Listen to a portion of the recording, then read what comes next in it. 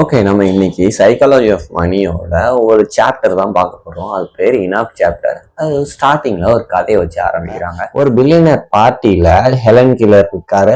Helen killer யாருன்னா ஒரு Catch-22 புக்கோட ஆத்தர். அப்போ இந்த பில்லியனர் பார்ட்டியில ஒரு ஹோஸ்ட் இருக்காங்க. இந்த ஹோஸ்ட் கிண்டல் பண்றாங்க. பாத்தியா, இந்த பில்லியனர் இவ்வளோ சம்பாதிச்சிருக்காரு இந்த மாசத்துல, உன் புக்கு எவ்வளோ வாழ்க்கை ஃபுல்லா வித்தாலுமே இவ்வளோ சம்பாதிக்க முடியாது அப்படின்னு சொல்லி ஒரு கிண்டல் பண்றாங்க. அவங்க ரொம்ப காமா ஒரு ரெஸ்பாண்ட் பண்ணியிருக்காங்க. என்னன்னா, நான் எனக்கு ஒண்ணு தெரியும், பட் அவன்கிட்ட அது இல்லை, ஏன்ட்ட அது ஒண்ணு இருக்குன்னு சொல்றாங்க. அப்போ இந்த ஹோஸ்ட் கன்ஃபியூஸ்டா என்னது அதுன்னு கேட்டிருக்காங்க. அப்போ இந்த ஹெலன் கில்லர் எனக்கு போதும்னு ஒரு மனப்பான்மை இருக்கு அப்படின்னு சொல்லி முடிக்கிறாங்க. இந்த புக்கோட ஆத்தர் மோகன் ஹவுசல் என்ன ரியலைஸ் பண்றாருன்னா, இந்த இனாஃப்க்கு அவங்க சொன்னதுக்கு அவர் அவங்க ரைட்டா தான் சொல்லியிருக்காங்க. ஏன்னா எனக்கு வாழ்க்கையில நிறைய கொடுக்கப்பட்டிருக்கு, அதனால அவங்க போதும்னு சொல்றாங்க. ஒரு மனப்பான்மை, ஒன்னு கிரேட்ஃபுல்னஸ்ன்னு வச்சுக்கலாம். செகண்ட் திங் இந்த போதும் மனப்பான்மை ஃபினான்ஷியல்லையோ எதுலையோ இல்லாத போது அது குட் பி டேஞ்சரஸ்ன்னு சொல்றாரு. அதுக்கு எக்ஸாம்பிள்ஸ்லாம் 2 ஸ்டோரி சொல்றாரு. ஒன்னு, ராஜ்குப்தா நம்ம கொல்கட்டா ஸ்லம்ஸ்ல வளர்கிறாரு, நம்ம இந்தியாவில தான். அப்போ இவர் ஒரு பெரிய ஒரு பிசினஸ் மேனா ஆகிறார். எப்படின்னா, வாரன் பஃபட் கூட அந்த மாதிரி டச்ல இருக்கிற அளவுக்கு ஒரு மில்லியனர் ஆகுறாரு. ஆனா அவர் ஒரு பில்லியனர் ஆகணும். இப்படி அவர் சுத்தி இருக்கவங்க எல்லாரும் பில்லியனரா இருக்கும்போது, ஒரு மில்லியனர் இருக்கும்போது இவருக்கு போதும்னு பத்தல. அப்போ ஒரு மீட்டிங்ல கோல்ட் ஷாக்ஸ்னு ஒரு ஸ்டாக்ஸ்ல இந்த வாரன் பஃபெட் காசு போடுறாரு. ஏன்னா அந்த ஸ்டாக்ஸ் ரொம்ப குறைஞ்சிருக்கு, ஏதோ ஒரு மில்லியன்ஸ் ஆஃப் டாலர்ஸ் போட போறாரு. அப்போ அந்த ஸ்டாக்ஸ் ஏறப்போகுது. இதை தெரிஞ்ச ராஜ்குப்தா அந்த மீட்டிங்லேயே அவருக்கு தெரியுது, வெளியே யாருக்குமே தெரியாது. அந்த மீட்டிங்ல தெரியுதுனால டக்குன்னு அவர் அசிஸ்டன்ட்டுக்கு ஃபோன் பண்ணி, இந்த மாதிரி நீ காசு போடு, காசு போட்டு இவர் எப்படி காசு போடும்போது நம்ம நிறைய காசு எடுத்துட்டு வந்துடலாம் அப்படின்னு சொல்லிட்டு அவர் அசிஸ்டன்ட்டுக்கு ஃபோன் பண்றாரு.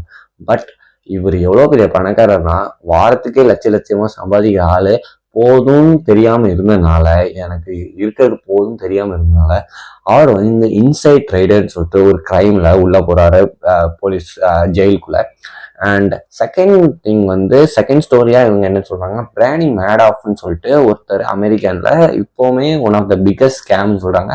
ஆனா பிரானி மேடாஃப் ஃபர்ஸ்ட் ஸ்டார்டிங்ல அந்த பை அண்ட் செல்லிங் ஸ்டாக்ஸ், இப்போ ஃபர்ஸ்ட் கைட், இப்போ மேபி நிறைய க்ரோ ஆப் கைட் எல்லாம் கேள்விப்பட்டிருக்கலாம் தெரியல, இந்த மாதிரி ஆப்ஸ் ஃபர்ஸ்ட் இல்லை, அவர் தான் இப்படி வாங்கி கொடுக்கறதும் அப்படி இருந்துச்சு.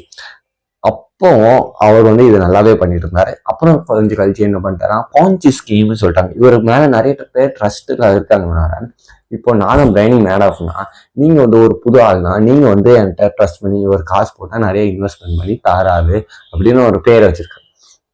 அப்போ இவர் புது ஆள்கிட்ட காசு வாங்கி பழைய ஆள்கிட்ட கொடுக்க, இன்வெஸ்ட் பண்ணல, பழைய ஆள்கிட்ட கொடுக்க, அந்த அதுல கமிஷன் எடுத்துக்காரு. இந்த மாதிரி நிறைய காசு எடுத்துக்கிறாரு. அப்போ ஒரு கட்டத்துக்கு மேல எல்லாருமே காசு கேட்கறாங்க. ஏதோ ஃபினான்ஷியல் கிரைசிஸ் சம்திங் நடக்குது. அப்போ எல்லாருமே காசு கேட்கும்போது இவர் மாட்டுறாரு. அப்போதான் எல்லாருக்குமே தெரியுது, one of the biggest 20 years இந்த ஸ்கேம் நடந்திருக்கு. One of the biggest scam. நீங்க எப்போ யூடியூப்ல அடிச்சாலும் பிரானி மேடாஃப் அது பேர் அடிச்சிங்கன்னா வந்துடும்.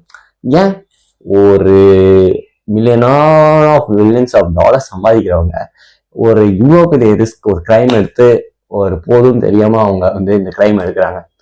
அண்ட் ஒருத்தங்க சர்வே பண்ண இந்த மாதிரி ரிஸ்க் எடுத்தாங்கன்னா ஓகே, அக்செப்டபிள் தான்.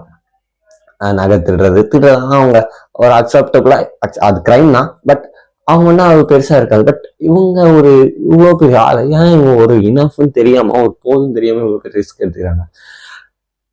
நான் கிரிமினல் ஆக்டிவிட்டிஸும் இருக்கு. இது கிரிமினல் ஆக்டிவிட்டிஸ். எக்ஸாம்பிள், ஒரு இடத்துல ஒருத்தங்க ரிச்சஸ்டான பீப்புள் தான், அவங்க இந்த மாதிரி காசு போட்டு இந்த மாதிரி காசு நிறைய வரணும்னு சொல்லிட்டு ரிஸ்கியான ஒரு இன்வெஸ்ட்மெண்ட், அது ஓகேதான்.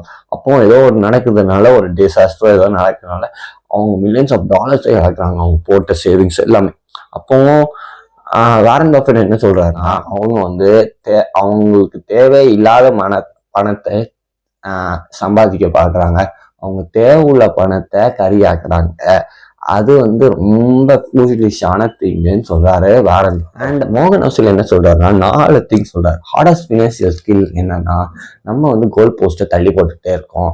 இப்போ ஒரு 4 லட்சம் சம்பாதிக்கணும், 5 லட்சம் சம்பாதிக்கணும், 6 லட்சம் சம்பாதிக்கணும், அப்படி நம்ம கோல் போஸ்ட்டை தள்ளி போட்டுக்கிட்டே இருக்கோம். நம்ம எவ்வளவு சாப்பாடு சாப்பிடுமோ அது போதும்னு நினைக்கிறோமோ அதே மாதிரி மேபி எதுக்குனாலும் ஒரு அளவு இருக்குல்ல, தூங்குறதுக்கு ஒரு அளவு இருக்கு, சாப்பிட்றதுக்கு ஒரு அளவு, தண்ணி குடிக்க ஒரு அளவுக்கு. அதே மாதிரி ஃபினான்ஷியல்ஸ்க்கு மட்டும் ஏன் அந்த அளவு இல்லை? அந்த அளவு இல்லாமல் தான் நாம ஒரு பெரிய கிரைம், ஒரு பெரிய தப்பு, ஒரு பெரிய ரிஸ்க் எடுக்கிறோம். அண்ட் அந்த பெரிய தப்பு நாட் ஓன்லி கிரைமா இருக்கலாம், மேபி ஒரு ஃபேமிலி கூட டைம் ஸ்பெண்ட் பண்ணாமல் இருக்கலாம், மேபி நீங்கள் வந்து பேர்ன் அவுட் ஆயிடலாம்.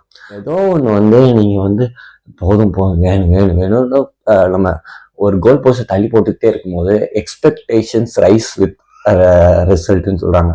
அதனால் எக்ஸ்பெக்டேஷன் எவ்வளோ சம்பாதிச்சாலும் எக்ஸ்பெக்டேஷன் வந்துகிட்டே இருக்கும் போது அதுக்குரிய ரிசல்ட்டும் நம்ம எதிர்பார்த்துக்கிட்டே இருப்போம். ஹாப்பினஸ் அவ்வளோவா இருக்காது அப்படின்னு சொல்லி இந்த ஐடியாவை எடுத்து வைக்க என்ன சொல்றாருன்னா, சோசியல் கம்பேரிசனும் ஒரு பெரிய மேஜர் ஃபேக்டர். இப்போ ஒரு பேஸ்கெட் பால் பிளேயர் வந்து ஒரு $50,000 சம்பாதிக்கிறாங்கன்னா அவங்க டீம்ல ஒருத்தவங்க எல்லாருமே $1,50,000 சம்பாதிக்கிறாங்கன்னா கம்மியாக தான் தெரியும். செகண்ட் திங் வந்து அந்த டாப்பா சம்பாதிக்கிற ஒரு $1,50,000 சம்பாதிக்கிற ஒருத்தவங்க ஹெட்ஜ் ஃபண்ட் மேனேஜரை பார்த்து கம்பேர் பண்ணலாம். அவங்க வந்து ஒரு வாரன் பஃபெட் வந்து ஜெஃப் பெசோஸ், இந்த மாதிரி சைக்கிள் போயிட்டு தான் இருக்கும், அதுக்கு ஒரு எண்டே கிடையாது. இந்த மாதிரி லாஸ் வேகாஸ்ல ஒரு இந்த மாதிரி கேம்லிங் பண்ணதுக்கு ஒரு பார்த்துப்பீங்களான்னு தெரியல, நிறைய படத்துல நடிப்பாங்க. அங்கேருந்து வெளியே வர்றதுக்கு அங்க வேலை பார்க்குறவங்க வந்து ஒரு அட்வைஸ் சொல்லுவாங்க, நீங்க கேஷினோல விளையாடணும்னா எவ்வளோ சீக்கிரம் வெளியே வரீங்களோ அவ்வளோ சீக்கிரம் நல்லது. நம்ம வந்து விளையாடிக்கிட்டே இருக்கிறதுனால ஜெயிக்க போகிறது இல்லை, எப்போ ஸ்டாப் பண்ணணும்னு தெரியும் போது தான் நம்ம ஜெயிக்க போகிறோம்னு சொல்லியிருப்பாங்க. இதே தான் மோகன் அசுலும் அந்த இனாஃப் சாப்டர்ல சொல்றாரு.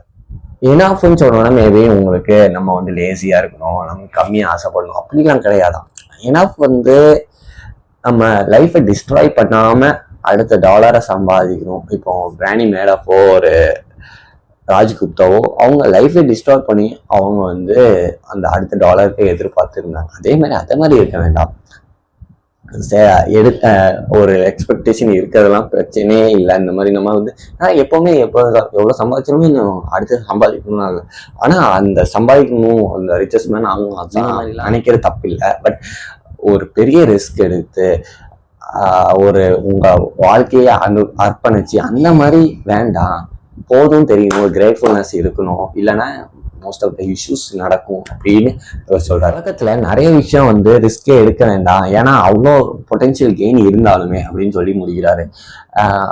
இப்போ ஒருத்தங்க ஏதோ ஒரு தப்பு பண்றாங்கன்னே இருக்கட்டும், அவங்களுக்கு அந்த ஏதோ ஒரு ப்ரெஷர் கிடைக்கும், அதனாலதான் அவங்க பண்றாங்க, அதை மறைச்சு பண்றாங்க. ஆனா அது வெளியே தெரியும் போது அவங்க பேர் கெட்டுரும், அவங்க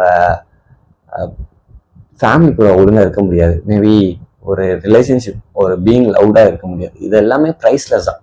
இந்த ப்ரைஸ்லெஸ்ஸை விட்டுட்டு அந்த ரிஸ்க் எடுக்க வேண்டாம், அது எவ்வளோ பெரிய கெயினாக இருந்தாலும் அப்படின்னு இந்த ஃபினான்ஷியலையும் அவர் கனெக்ட் பண்ணுறாரு. நான் வந்து ஒரு தப்பில் கனெக்ட் பண்ணேன், ஆனால் அவர் வந்து ஃபினான்ஷியலில் கனெக்ட் பண்ணுறாரு. மேபி ஒரு பெரிய கிரைம் எடுத்து நீங்கள் வந்து ஜெயிலுக்கு போகிறதா இருக்கட்டும், அதுக்கப்புறம் என்ன நடக்கும், உங்கள் பேர் கெட்டுரும், அது எல்லாமே இருக்காது. அதே மாதிரி ஸோ ஒரு பெரிய ரிஸ்க் எடுத்து எவ்வளோ பெரிய கெயினாக இருந்தாலுமே அதில் ஒரு 10 லட்சம் கிடைக்குது, ஒரு 10 கோடி கிடைக்குதுனாலும் அது ஒரு தப்பா இருந்ததுன்னா அந்த கெயினை எடுக்க வேண்டாம் அப்படின்னு சொல்றாங்க. ஓகே, இந்த இனாஃப் சாப்டர் உங்களுக்கு புரிஞ்சிருக்கும்னு நினைக்கிறேன். எப்படி இருந்துச்சு, நீங்க உங்களுக்கு புரிஞ்சிச்சான்னு ஃபர்ஸ்ட் சொல்லுங்க, எனக்கு புரிஞ்சிச்சா, உங்களுக்கு ஹெல்ப் ஆச்சான்னு மட்டும் சொல்லுங்க. எனக்கு சப்ஸ்கிரைப்லாம் பண்ண வேண்டாம், புரிஞ்சிச்சா இல்லையான்னு மட்டும் ஒரு எதையாவது கமெண்ட்ஸ்ல சொல்லுங்க. And that would be happy, எனக்கு நான் கரெக்டா சொன்னேன்னு.